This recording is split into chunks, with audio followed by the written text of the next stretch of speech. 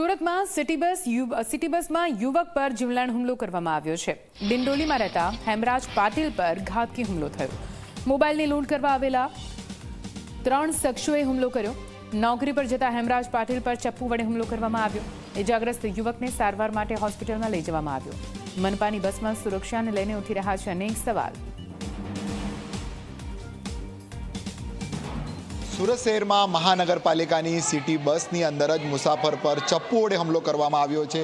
દ્રશ્ય જોઈ શકાય છે। આર્મીની ભરતી કરતો આ યુવક જે છે ડિંડોલી નવાગામ પાસેથી જે છે સેલ્સમેન માટે જે છે પોતાની ઓફિસે જઈ રહ્યો હતો અને તે દરમિયાન જ જે કેટલાક 3 શખ્સો હતા જે ચપ્પુ લઈને જે છે મહાનગરપાલિકાની સિટી બસમાં આવી પહોંચ્યા હતા અને તેમને જે છે મોબાઈલ લૂંટવાનો પ્રયાસ કરતા હતા। તે દરમિયાન આ યુવકની નજર પડી ગઈ હતી। દરમિયાન જ જે છે યુવક જોતો હતો એટલે વાતને લઈને જે છે એકાએક યુવક ઉપર ચપ્પુ વડે હુમલો કર્યો છે। ગંભીર ઇજાઓ પહોંચી છે અને સારવાર માટે જે છે હાલ સિવિલ હોસ્પિટલ ખાતે લાવવામાં આવ્યા છે। મહત્વની વાત એ છે કે હવે લૂંટારુઓ જે છે મહાનગરપાલિકાની સિટી બસમાં પ્રવેશીને ઘટનાને અંજામ આપતા હોય। હાલ એક યુવક છે, આપણે એમની જોડેથી જાણીશું શું નામ છે આ ભાઈનું અને કઈ રીતના ઘટના બની। એ ભાઈનું નામ હેમરાજ પાટીલ છે। એ ઘટના એને જ ખબર છે। આપણે તો અમને તો ખાલી એટલી જ જાણ થઈ કે સિટી બસમાં આવેલા લોકો એ ચીટર હતા। એનો કોલ આવ્યો કે મેં હોસ્પિટલમાં છું, તું આવી જા ભાઈ। એટલે એના પપ્પાની જાણ કરીને અમે લોકો હોસ્પિટલ આવ્યા। સિટી બસમાં એટલે શું કરવા પહોંચ્યા હતા એ લોકો અને કઈ રીતે હુમલો કર્યો છે? એ હમલો આપણે કંઈ ખબર નહીં, એટલું જ ખબર છે કે એ લોકો ચીટર હતા ને એને ચપ્પુ મારી દીધું। મોબાઈલ કંઈ કાઢતા હતા એમ કે એના। બિલકુલથી યુવક જે છે આપણે યુવક જોડે વાત કરવાના પ્રયાસ કરીશું।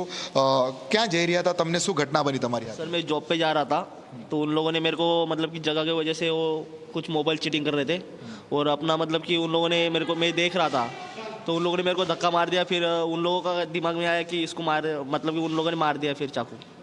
क्यों आए थे वो लोग वहाँ पे और क्या कर रहे थे बस के अंदर? मोबाइल ही चोरी कर रहे थे सर।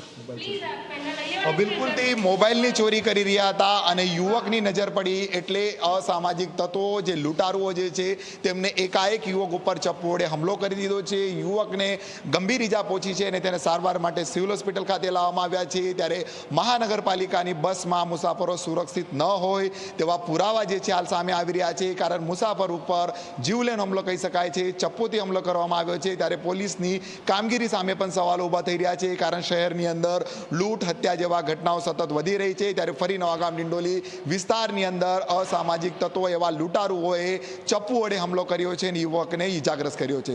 સમગ્ર મામલે ડિંડોલી પોલીસે હાલ તપાસ હાથ ધરી છે। પ્રશાંત ડિવરે, જી મીડિયા, સુરત।